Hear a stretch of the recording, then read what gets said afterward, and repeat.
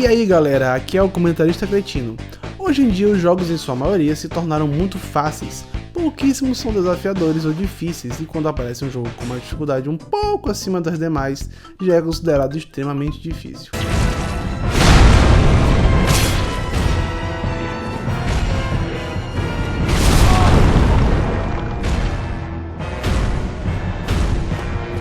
Mas quem é gamer das antigas, principalmente das gerações 8 e 16 bits, lembra de um tempo em que os jogos eram muito caros e por isso eles eram feitos com dificuldade quase sobre-humana para que as pessoas jogassem por muito tempo. No vídeo de hoje escolhemos 10 dos jogos mais difíceis de zerar do saudoso Super Nintendo. Para fazer essa lista avaliamos quais os recursos disponíveis que o jogo apresenta, como continues e passwords, e também recursos que temos hoje nos emuladores, como o Save State, que para quem não sabe te permite salvar em qualquer momento do jogo e carregar esse salve caso dê alguma merda. O que foi uma coisa muito bem-vinda aqui, já que tivemos que jogar todos esses jogos para gravar o vídeo. Então, sem mais papo furado, começa agora mais um Top Cretino.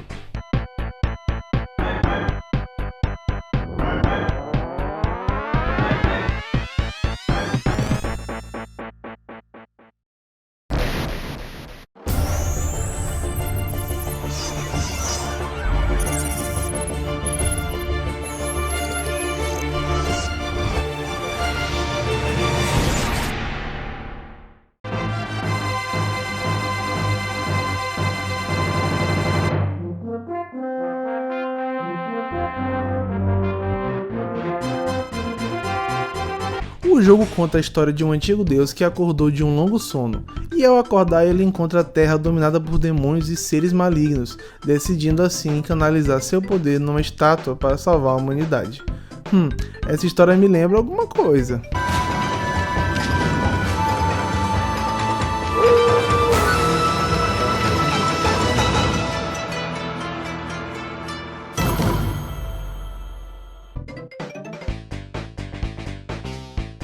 Para zerar o jogo é preciso dominar o sistema de voo.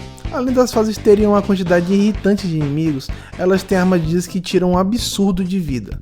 Com tempo e paciência você consegue avançar até a parte que eu chamo de te fode aí, jogador. A fase é um labirinto que a cada 15 segundos gira, e quando isso acontece o direcional gira também. E fica nesse ciclo até você morrer encostando nas paredes ou o tempo acabar. Para quem joga no fácil, na última fase vai ter que enfrentar todos os mini-chefes anteriores antes do boss, liberando assim um zeramento falso. Se você jogar na dificuldade normal ou superior, irá liberar mais uma fase depois dessa, em que terá que derrotar dessa vez todos os chefes e por fim o verdadeiro boss final.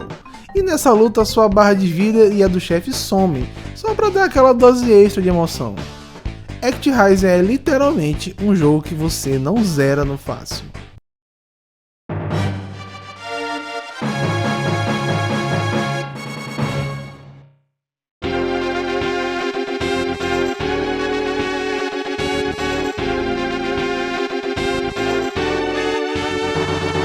Na antiga Pérsia, enquanto um sultão está em uma guerra em outro país, seu vizir tenta roubar o trono casando-se com a filha dele. O protagonista sem nome tem apenas 120 minutos para fugir do calabouço e resgatar a filha do sultão.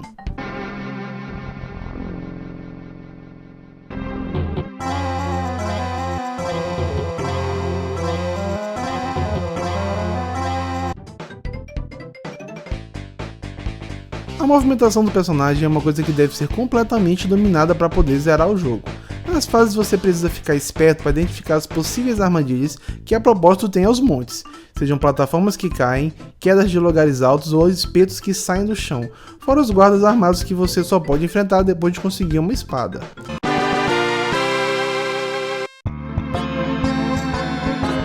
Se a saúde for reduzida a 0, o protagonista morre e você volta para o começo da fase em que parou.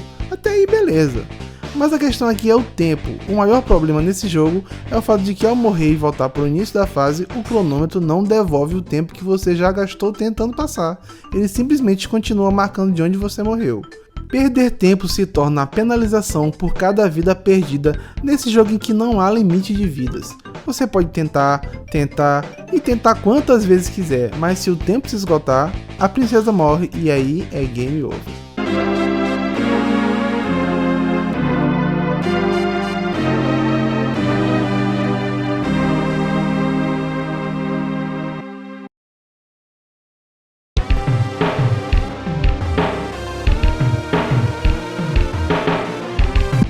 jogo você controla Kylie, um jovem que tem sua namorada sequestrada por um vampiro que mora em um castelo. O vampiro aqui se chama Nosferatu, porque sabe como é, né? Já tinha um outro jogo com um vampiro num castelo, e usar o mesmo nome podia dar merda.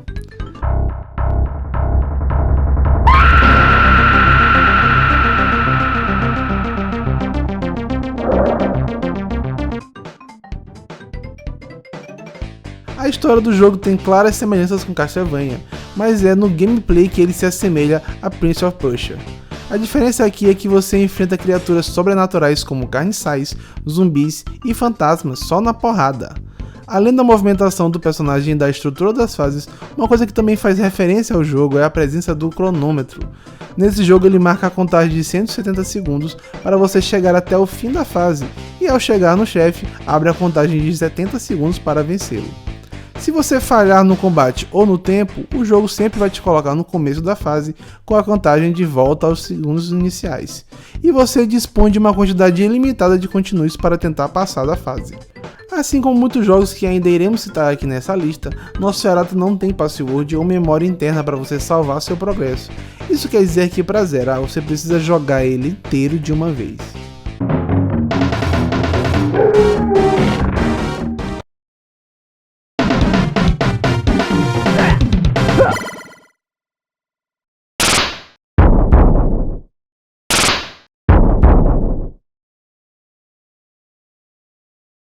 O jogo possui um enredo clássico dos jogos de aventura, uma princesa sequestrada e cabe ao herói, o cavaleiro Arthur, resgatá-la.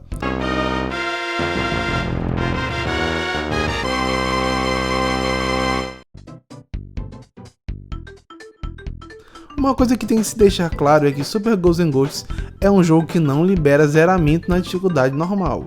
Você pode até passar da última fase, mas se estiver jogando nessa dificuldade, o jogo vai colocar essa animação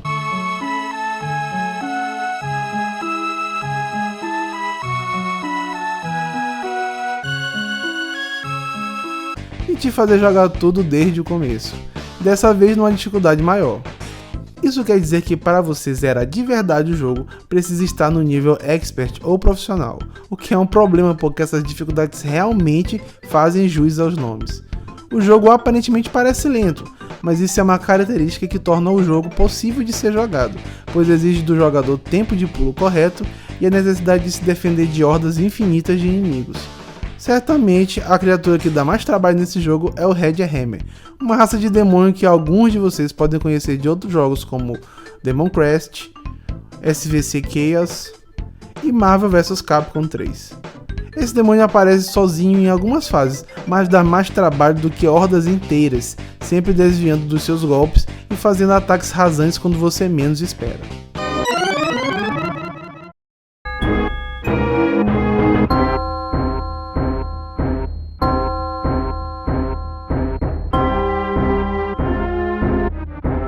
Esse é um beat'em up baseado no filme Batman Eternamente. No jogo você se aventura por diversos ambientes enfrentando malucos do Arkham, capangas do Charada e do Duas Caras e etc.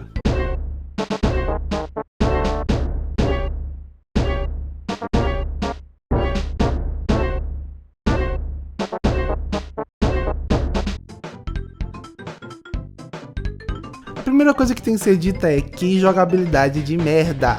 Esse é um daqueles jogos que entrou na vibe de Mortal Kombat, só que a movimentação aqui é muito travada, os comandos são péssimos a ponto de você passar horas tentando acertar os golpes especiais inutilmente. No começo da fase você pode escolher o equipamento que quer usar, eu só não sei porque eles dão essa opção se você nem vai conseguir executar o comando mesmo.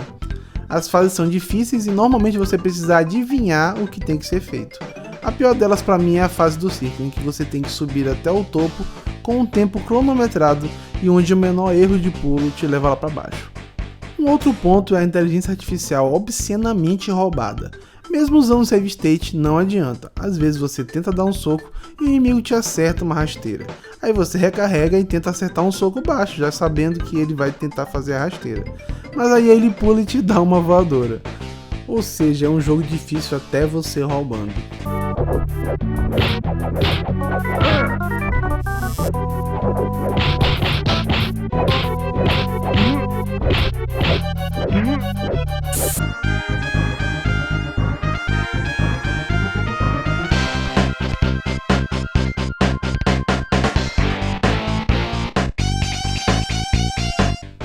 Continuando ainda na seção Beat'em Up, aqui temos um jogo com dois sapos bombados, Pimple e Rash, que partem a missão de resgatar uma garota e seu amigo, o sapo Zitz, que aqui faz também o papel da princesa.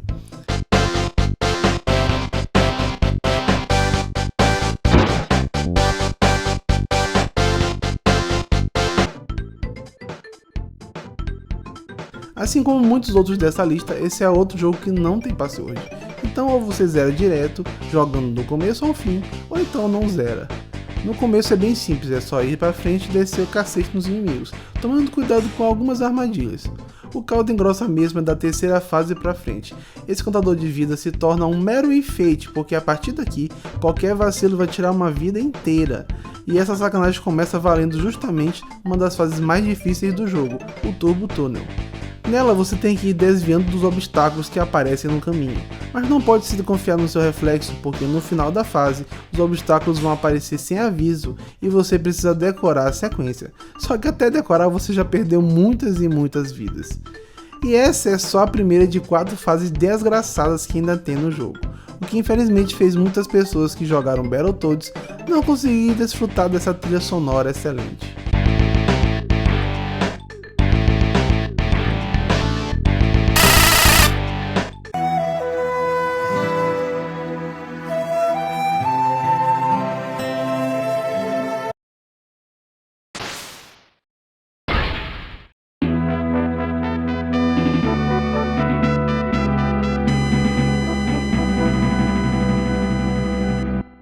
Bastante parecido com Strider, mas diferente do título da Capcom, esse jogo até hoje é meio desconhecido por ter sido lançado uma quantidade limitada de cartuchos.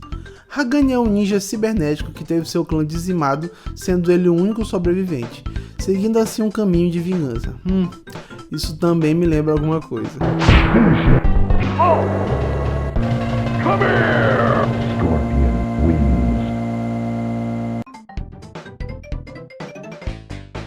A tela inicial é a mais simples e objetiva que você pode imaginar, com uma única opção, o Start. Ao começar você já nota que esse é mais um daqueles jogos que os inimigos não vão parar de vir, e a única opção é seguir em frente matando, desviando e tentando sobreviver. Aqui cada fase é dividida em 3 ou 4 partes.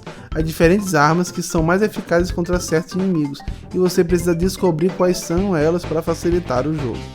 Encostar nos inimigos não causa dano, mas em compensação basta que eles acertem 3 ataques para você perder uma vida, e ao perder 3 vidas, você é apresentado à tela de Game Over, de onde irá retornar para a tela inicial. Felizmente você tem uma quantidade ilimitada de chances para continuar e voltar para o começo da fase em que morreu, mas pelo jogo não possuir password, você é obrigado a zerá-lo inteiro de uma vez.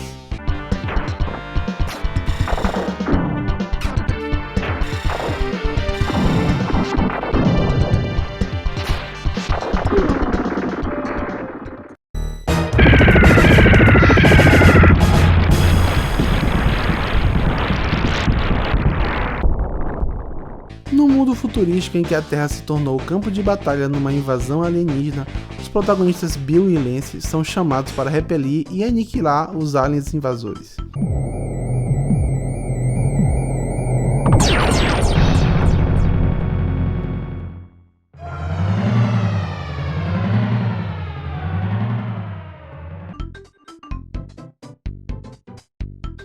Esse é um jogo que explora seus reflexos de tal maneira a ponto de te fazer desviar de balas só no susto. É tanto tiro que quando você consegue fazer um desvio bonito, fica até se achando foda, mas a alegria aqui não dura muito. Assim como Super Ghosts and Ghosts, Contra 3 é um jogo que só libera zeramento na dificuldade máxima e não tem password, ou seja, se faltar luz e desligar o aparelho, já era, perdeu tudo. O ponto mais difícil aqui, sem dúvida, é a quinta fase. Nela tem um chefe tão filho da puta que se torna impossível passar sem morrer, mesmo usando o save state para voltar e tentar não apanhar. O negócio parece um compinzeiro gigante que fica soltando lacraias perseguidoras que correm atrás de você. Mas o pior de tudo é que a areia ao redor do desgraçado fica sempre te fazendo girar numa velocidade absurda, o que torna impossível ter 2 segundos de tiro direto no infeliz. Depois de tanto giro e de tanto tiro, o único conselho que eu dou é: evite esse jogo se você preza pela sua saúde mental.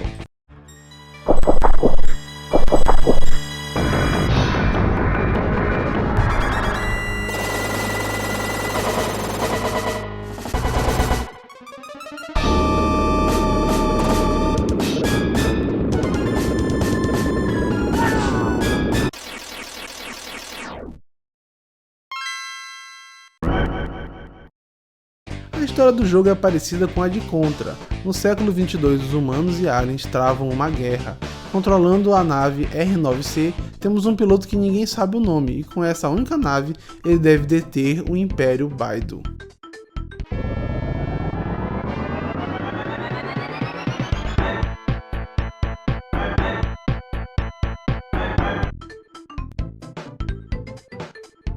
Se Super Ghosts and Ghosts era meio lento, esse jogo aqui já é bem o contrário. A mobilidade da nave é muito boa, mas como tudo aqui funciona a 200 por hora, uma coisa meio que compensa a outra. Fora o tiro normal, a nave ainda carrega um tiro estilo Mega Man, sem falar que há uma quantidade razoável de armas alternativas que vão aparecendo no decorrer do jogo.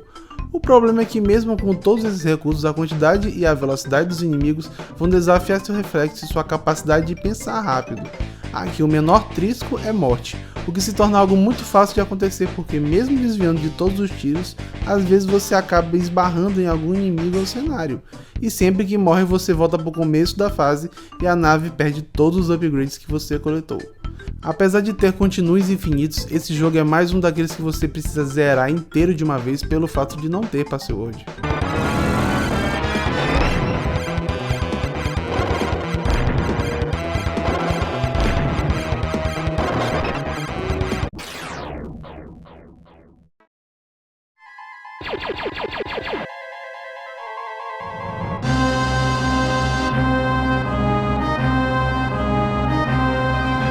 Super Star Wars, Super Império Contra-Ataque e Super Retorno de Jedi são os 3 jogos do Super Nintendo baseados nos 3 primeiros filmes da série Star Wars.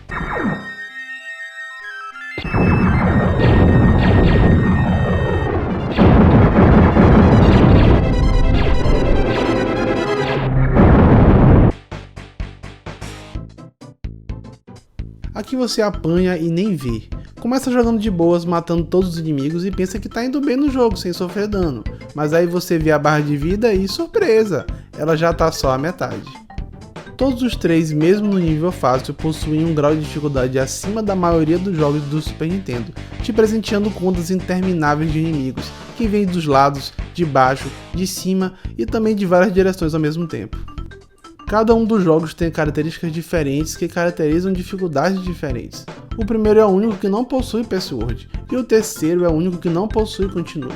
O segundo não tem nenhuma dessas limitações, mas tem as fases mais difíceis, mesmo se você colocar no nível fácil e usar códigos para vida infinita e invencibilidade.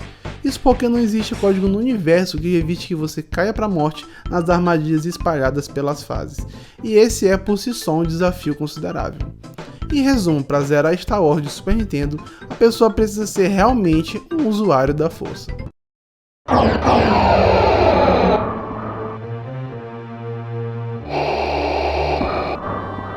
E esses são aqueles que ficaram com a menção honrosa do dia.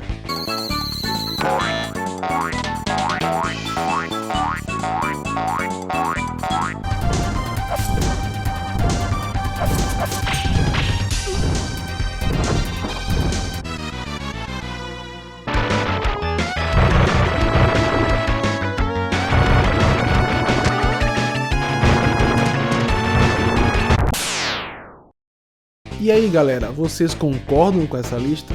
Na opinião de vocês, quais são os jogos mais difíceis do Super Nintendo? Deixem aqui nos comentários as suas impressões sobre esse vídeo e sugestões para os próximos temas. Também peço que não se esqueçam de curtir o vídeo, porque cá entre nós deu um trabalho filho da puta para fazer. Obrigado por assistir e até a próxima.